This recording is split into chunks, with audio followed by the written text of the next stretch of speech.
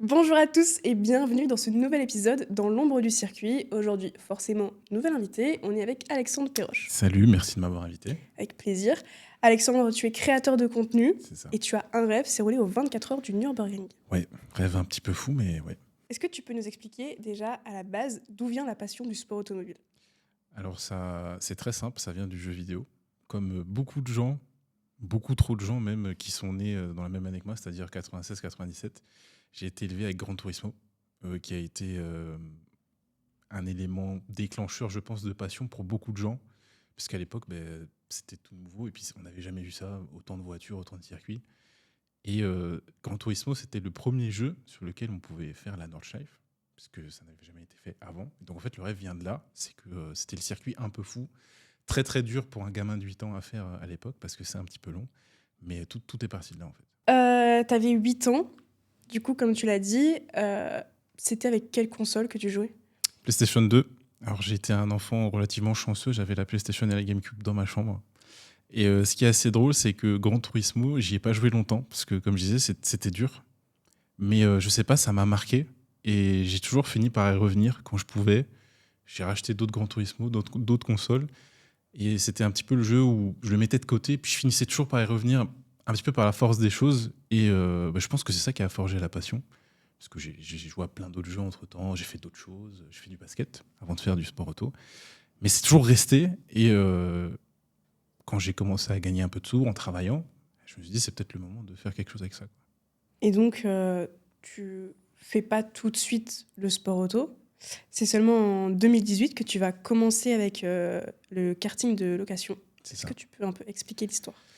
Alors l'histoire part d'un événement un peu triste, puisque comme je disais avant, je faisais du basket avant de faire du sport auto, et j'ai changé de ville pour les études. Donc je suis arrivé à Strasbourg, pour les gens qui connaissent, c'est une grosse ville de basket. Et suite à une déception, après une sélection qui s'est très mal passée, puisqu'on m'a gentiment invité à partir, parce que j'étais pas assez bon, je me suis remis en question sur plein de choses, notamment sur ce que je voulais faire dans la vie. Et c'est là où je me suis dit, j'ai toujours eu cette passion des voitures, et j'ai envie d'en faire quelque chose. Donc j'ai commencé à me renseigner. Comme tout le monde, j'ai voulu être pilote de Formule 1 au début. Bon, je me suis vite rendu compte que c'était pas possible. Mais c'est à partir de là où voilà, j'ai essayé de chercher comment est-ce qu'on faisait, qu'est-ce que je pouvais faire aussi avec mes moyens, à mon échelle. Et c'est comme ça que j'ai découvert le karting 4 ans, et qu'après l'histoire a commencé, quoi. Tu vas rencontrer Tristan, Tristan qu'on a vu dans déjà un épisode du podcast. Est-ce que c'est quelque chose qui t'a un peu changé euh, ta, ton chemin vers le sport auto ou pas du tout? Totalement, parce que avant de le rencontrer, j'y connaissais rien. Et la manière dont j'ai rencontré est assez drôle, puisque comme tout jeune qui ne sait pas ce qu'il veut faire ou comment les choses marchent, j'ai cherché sur Internet. Donc j'ai mis un commentaire sur un groupe Facebook, et Tristan m'a répondu. Et de fil en aiguille, on a échangé. Il m'a parlé de son projet, le Faucheur Racing Team à l'époque, ce qu'il faisait, comment est-ce qu'il voyait les choses. Et puis moi, ça m'a bien plu parce que ça me permettait de pratiquer. Et j'ai appris plein de choses. Je ne savais pas du tout comment ça marchait le sport auto avant. J'avais vite fait regarder des courses à la télé sans trop comprendre ce qui se passait derrière. Et c'est ce qui m'a mis le pied à l'étrier, en fait. Ma première course en karting, ma première endurance en karting, et ainsi de suite, jusqu'à la voiture et jusqu'à aujourd'hui. Donc oui, sans Tristan, ça aurait été complètement différent. Voire, j'aurais peut-être jamais réussi à faire quelque chose. T'avais quel âge à peu près à ce moment-là? J'avais une vingtaine d'années, je devais avoir 20 ou 21 ans, quelque chose comme ça. Est-ce que tu avais cette envie de devenir pilote professionnel ou tu savais déjà que, on sait que le sport auto, il faut commencer très jeune, tu te rendais déjà compte que à 20 ans, c'était arrivé un peu tard? Au début, j'avais pas trop conscience de ça, parce que j'ai eu très tôt le syndrome de l'imposteur, et j'ai eu du mal à accepter qu'en fait je voulais être au devant de la scène. Donc en fait, le vrai début de l'histoire, c'est qu'au début, je voulais travailler dans le sport auto. Je voulais devenir ingénieur, je voulais partir en Angleterre, faire des internships en Formule 1. Bref, je me suis fait tout un pataquès que je n'ai jamais fait, jusqu'à ce que j'accepte que je voulais être sur le devant de la scène. Je voulais être piloté, je voulais monter sur les podiums, le champagne, tout ça, etc. Et j'avais pas conscience de comment ça marchait, donc je savais pas si je voulais être pro. Je savais que je voulais en vivre, je voulais vivre de ma passion, comme plein de gens veulent le faire, mais j'avais aucune idée de comment ça marche. Et c'est avec les années, en fait, que j'ai appris ce qui se passe, comment est-ce qu'on gagne de l'argent en sport auto, comment ça marche, comment l'industrie du sport auto fonctionne. et que je me suis rendu compte qu'au final, juste en faire, ce serait déjà très bien. Et si j'arrive à gagner de l'argent avec un jour, c'est une bonne chose, mais je ne me vois pas forcément devenir professionnel, pilote usine ou soutenu par des grosses entreprises. Pour moi, l'important, c'est de rouler le plus que je peux et ce sera déjà très bien. Tu l'as dit tout à l'heure, du coup, avec le Faucheur Racing Team, tu vas faire les 24 heures du Mans karting. Mhm. C'est ta première grosse course, entre guillemets? Ouais, premier gros événement. J'avais déjà fait des petites courses par chez moi, mais moi, j'habite en Alsace, donc c'est pas trop le sport national, c'est plus le rallye, la course de côte. Et cette première 24 heures du Mans, c'était la première fois que j'avais un vrai événement, un peu comme à la télé. Il y avait des gens, il y avait du public pour nous regarder, il y avait plein d'équipes, il y avait un briefing, il y avait le track walk, etc. Donc j'avais vraiment l'impression d'y être. Et c'est là où je me suis dit, ouais, j'ai vraiment envie de faire ça et d'essayer de tirer le plus loin possible. Donc, j'avais réussi à faire une 24 heures de karting. Pourquoi pas essayer de faire une vraie course de voiture? Et pourquoi pas essayer de faire une 24 heures en voiture et puis essayer d'aller le plus loin possible, mais sans avoir la prétention forcément d'être professionnel. Maintenant, on ne sait pas de quoi l'avenir est fait. Peut-être que j'ai un talent caché immense. On ne sait pas, peut-être que voilà. Mais pour moi, l'important, ça reste juste de rouler et de partager ça avec le plus de personnes possible. Pour revenir un peu aux 24 heures du Mans karting, comment la course, elle s'est passée? C'était dur. C'était très, très dur. Parce que les courses que je faisais avant, c'était des sprints. Donc 20 minutes, 30 minutes. Et au début, j'étais rassuré quand on m'a dit, oh, tu verras, les relais, c'est des relais de 30-35 minutes. Je me dis, bon, ça, je sais faire, mais c'est pendant 24 heures. Et on ne dirait pas comme ça, mais même une course de karting, mentalement, c'est assez compliqué. Il faut quand même se mettre dans un bon endroit, être concentré. Et puis, on n'a pas eu de chance ce week-end-là, il pleuvait. Il pleuvait beaucoup. D'ailleurs, j'ai une petite anecdote d'un relais à 4 heures du matin qui m'a bien fait mal, puisqu'on m'a réveillé en urgence. Je devais rouler normalement 1 heure plus tard, j'avais à peu près 1 heure pour dormir. On est venu me chercher 20 minutes après que je rentre dans la voiture pour dire c'est ton tour là. Le mec avant, il s'est craché. Il pleuvait, j'avais la tête dans le coltard pour pas dire autre chose. Et il avait beaucoup plu. Parce que quand moi je suis rentré dans la voiture pour dormir, la vraie voiture, hein, pas le... Encore eux. Quand je suis rentré dans la voiture pour dormir, il faisait humide, mais c'était un peu sec. Et là, il y avait des flaques partout. Donc le premier tour, j'ai fait toutes les flaques. Et je me suis dit, il faut que je fasse encore 29 minutes de ça. J'avais envie de vomir parce que j'avais rien mangé. Enfin, c'était très, très dur. Mais ça forge. Ça forge, ça te permet un petit peu de comprendre ce que tu vois à la télé. Enfin, ce que tu vois pas en fait à la télé, puisque nous, on voit les voitures qui défilent, etc. On voit pas ce qui se passe derrière. Et ça m'a mis un petit peu un pied à l'étrier d'avoir cette vraie expérience. Ce que les gens cherchent hein, finalement, d'être pilote sans l'être. Et c'est là où je me suis dit, c'est dur, mais voilà, je vais faire avec. C'est ça que j'ai envie de faire. Je crois qu'au final, on doit terminer 12 ou 14e, quelque chose comme ça. Donc, Sur combien? il y avait une vingtaine, 20-25 cartes, quelque chose comme ça. Mais on finit pas, c'est pas le manque de perfo qui nous a posé problème, c'est que pour ceux qui connaissent hein, les courses de karting, il y a souvent beaucoup de pénalités, rentrer trop vite dans les stands, changement trop rapide, machin. C'est plus au jeu des pénalités qu'on est descendu. Mais voilà, on doit finir 12, 14e, quelque chose comme ça. Première expérience sympa, mais... Mais même si c'était compliqué, cette expérience, elle t'a encore plus donné envie d'être dans ce monde du sport. Bah, j'avais vécu le vrai truc. C'est ça, en fait. C'est que c'était plus juste la petite course de karting locale près de chez moi avec les mêmes gens que je connais, que je revois tous les mois, etc. Là, c'était sérieux. Il y avait des grosses structures, on va dire, qui étaient là. Eux, ils étaient là pour la compétition, quoi, la gagne. Donc, ça te donne vraiment l'ambiance comme si tu étais dans les vrais 24 heures du mois. Alors, oui, on est dans les kartings 4 temps, mais bon, au final, le but, c'est le même. Les gens, ils sont là pour gagner. Et c'est ça que je cherchais, quoi, de la vraie compétition. Juste avant ces 24 heures karting, tu fais presque 1 an de SWS. C'est ça. 4 temps. Est-ce que tu peux expliquer ce que c'est concrètement? Alors, SWS pour Sodi World Series. Donc, Sodi, qui est un constructeur de karts français, qui fournit énormément de pistes de location en France avec leur karting. Ils ont fini par créer leur propre championnat, qui est un peu une initiative justement pour permettre aux gens, sans trop dépenser, même si aujourd'hui le SWS est devenu très cher, de pouvoir avoir des compétitions d'envergure internationale. Parce que le principe, c'est simple, c'est les pistes s'affilient SWS, ils organisent X événements, comme bon leur semble. Les gens marquent des points et les personnes qui ont le plus de points à la fin de l'année sont invitées à la finale mondiale, qui est un bel événement bien organisé par Sodi, justement. Et du coup, ça donne un petit peu ce feeling de championnat du monde, en fait, alors qu'on est avec un karting 4 temps, quoi. Donc il y a plein de gens qui se sont révélés avec ça. J'ai pas forcément beaucoup d'exemples de personnes qui ont fini en voiture grâce au SWS. Je pense qu'il y en a.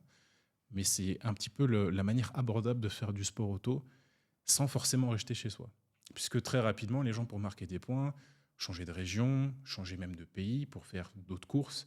Donc rencontrer des gens. Il y a des pistes qui se sont spécialisées dans l'organisation d'événements comme ça. Et donc ça a vraiment créé tout un écosystème qui reste quand même abordable, hein, dans le reste du sport auto, même si voilà, il y a des budgets en SWS qui pour moi sont carrément abusés, mais bon, voilà, les gens font ce qu'ils veulent avec leur argent. Et c'était au final le truc qui était le plus à m'apporter au début, pour pouvoir faire de la compétition, pour pouvoir faire du kart. Et je pense qu'aujourd'hui d'ailleurs ça l'est encore pour beaucoup de gens. Donc, par la suite, on l'a dit, tu as fait les 24 heures du Mans Karting. Et en 2020, tu vas faire ton premier roulage voiture en Fun C'est ça. Boost.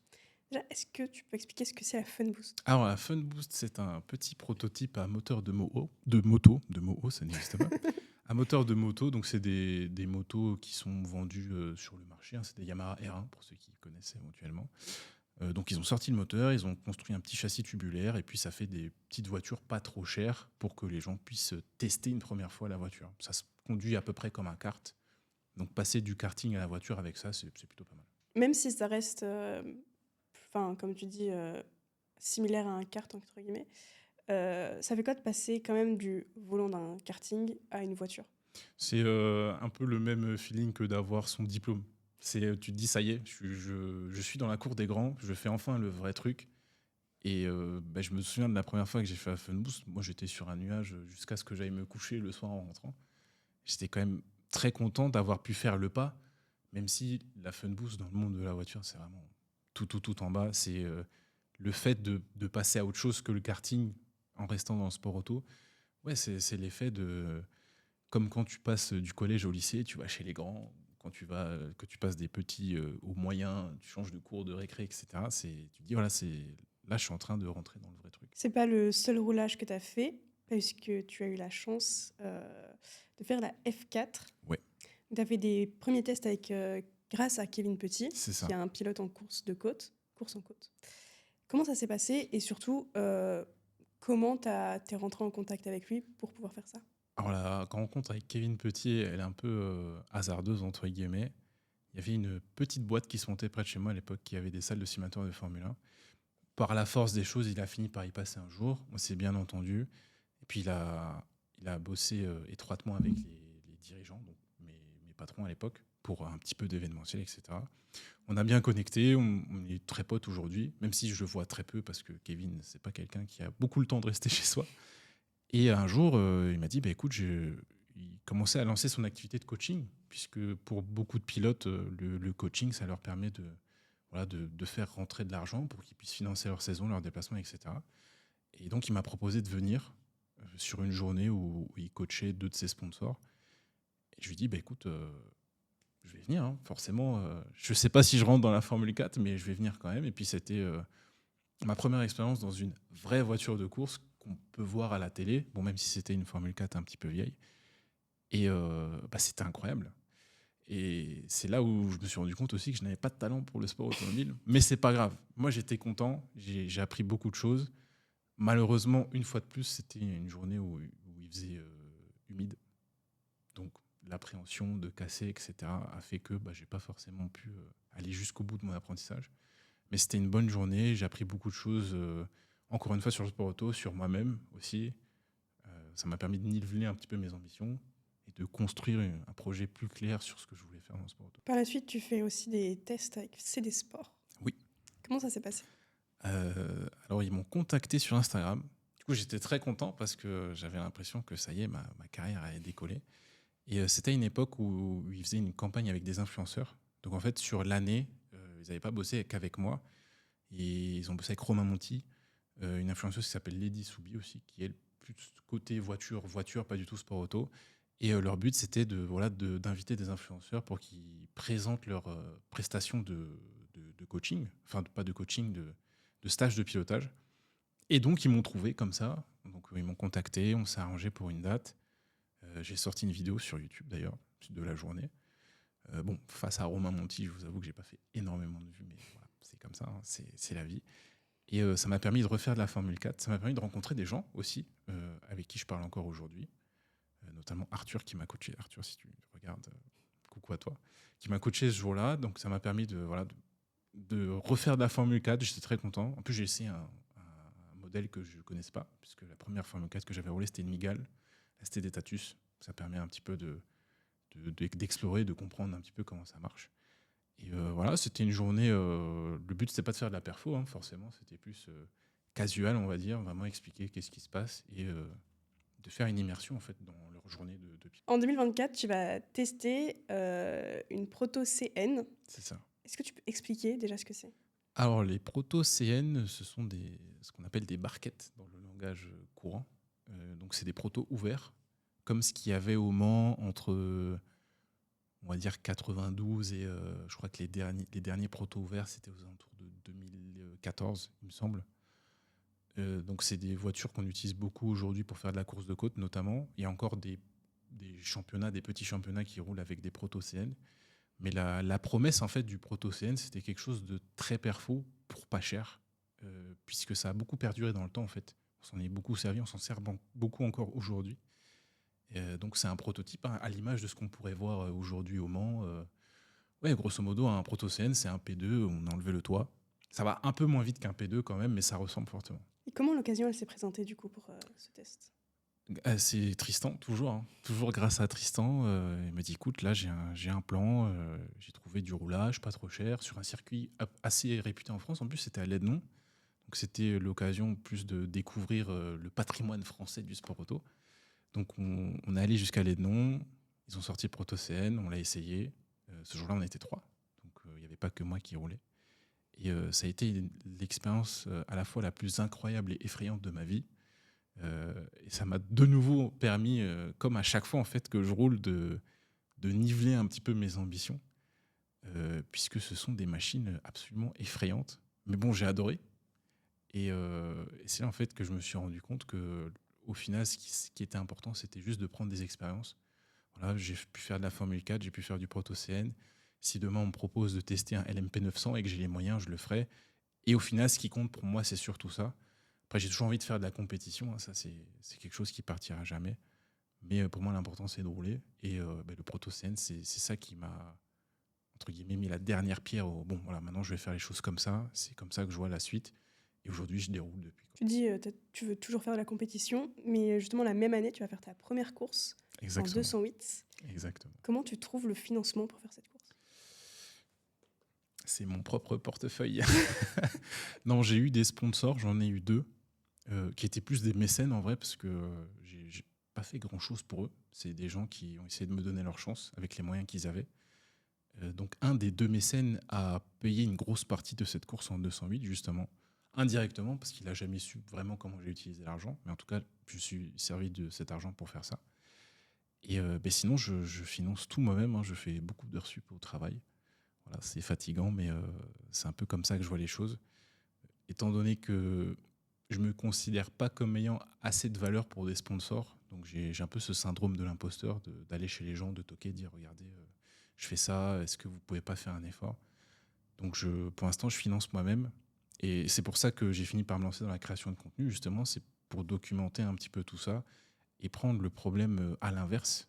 C'est-à-dire que moi, aujourd'hui, mon but, c'est de lever des fonds par rapport à ce que je représente en termes d'image, mais pas par rapport à ce que je représente en termes de pilote, mais de pouvoir faire de la compétition comme n'importe quel pilote le ferait, quoi.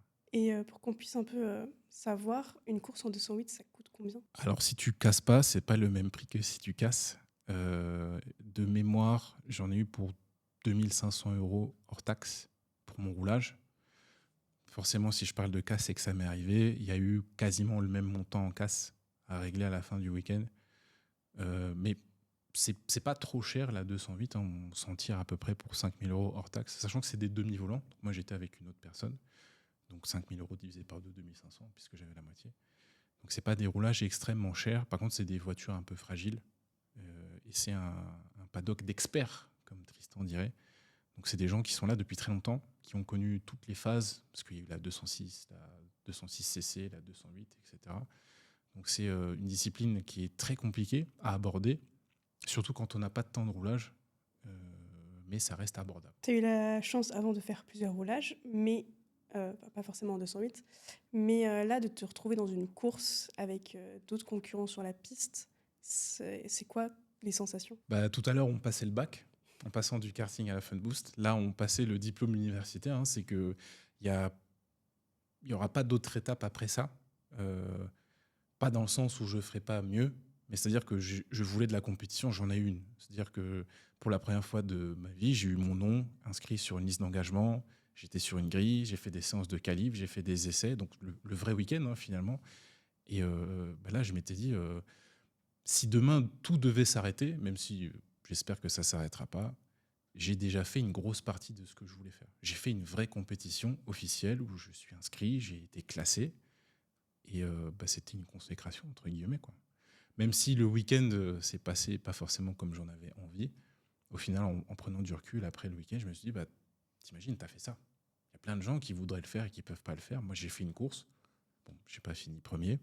C'est pas grave, je l'ai fait. Et c'était ça le but de base, de faire de la compétition au moins une fois. Et le reste, c'est du bonus. Donc, pour l'instant, on est dans le bonus et je suis très content. Et qu'est-ce qui s'est passé du coup ce week-end-là? Alors, on a eu la chance de connaître la pluie de Nogaro. Pour moi, dans le sud, on m'a dit qu'il y avait du soleil, il faisait beau. Ce week-end-là, il pleuvait.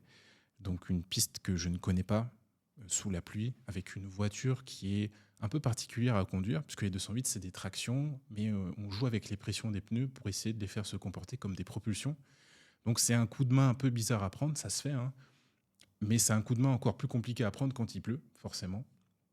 Beaucoup d'appréhension, et ça, je pense qu'il y a plein de gens qui se reconnaîtront là-dedans.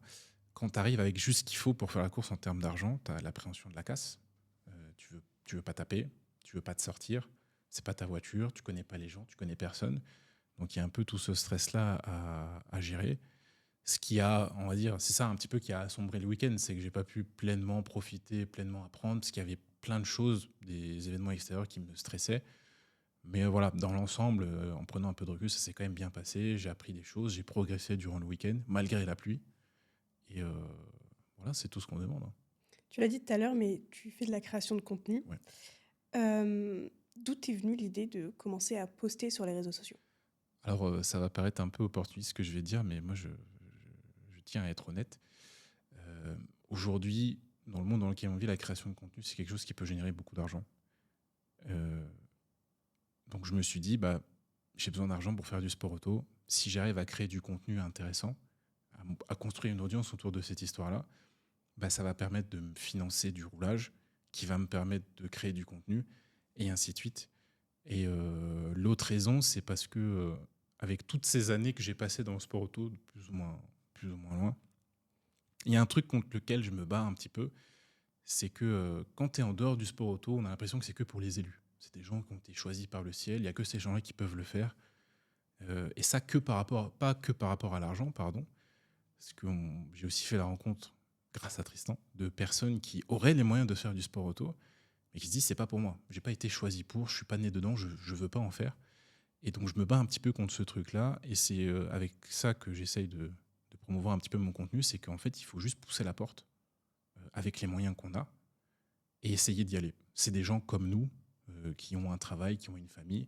C'est pas des évêques, c'est pas des anges, c'est juste des gens comme nous. Et si on a envie de le faire, il faut pas se sentir mal d'y aller, de dire moi je connais rien, apprenez-moi. Et c'est ce que j'essaye un petit peu de montrer au travers de mon contenu, c'est que c'est une aventure que j'ai lancée.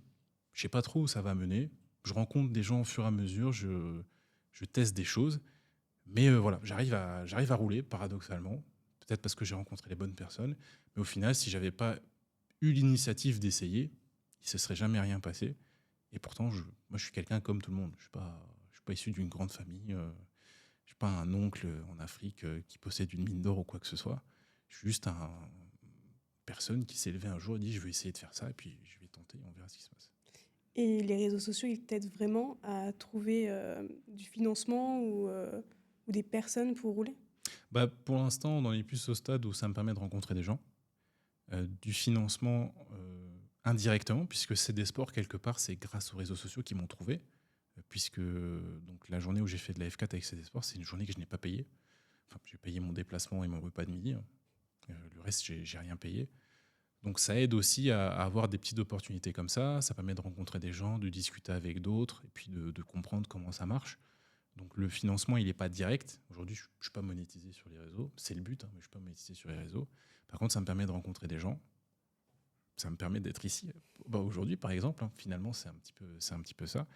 Et c'est ça qui va me permettre de construire quelque chose, de construire une histoire à documenter à travers des vidéos, quoi. Ces dernières années, on peut voir qu'il y a de plus en plus de gens qui font comme toi sur les réseaux sociaux, qui partagent leur parcours pour essayer de devenir pilote. Tu penses quoi de ce phénomène, entre guillemets? Pour être honnête, au début, j'avais une mauvaise image de ça. Et avec le recul, je me suis dit que c'était pas juste pour moi de les juger alors que j'étais à leur place. Moi, je pense aujourd'hui que c'est une bonne chose. Ça permet justement de briser ce mur qui est entre le sport auto et les gens. Il faut qu'il y ait des gens qui essayent. Il n'y a pas tout le monde qui va réussir, ça c'est une certitude. Mais il y a des gens qui essayent des angles différents, des angles qu'on n'a pas vus. Bon, il y en a qui font beaucoup la même chose que d'autres aussi. Mais je trouve que c'est une bonne chose qu'il y ait plein de personnes qui s'activent autour de ça. Chacun va y apporter de son idée. Puis peut-être qu'il y en a un qui va réussir en essayant tel filon. Donc ça fait une nouvelle corde à exploiter pour pouvoir rentrer dans le sport auto. Donc moi aujourd'hui j'encourage les gens. Après il y a des projets qui sont plus ou moins sérieux. Mais le but c'est pas de les juger, c'est de les encourager à aller jusqu'au bout de leur idée, qu'elle marche ou pas. Et c'est ça qui permettra d'ouvrir la voie à d'autres personnes.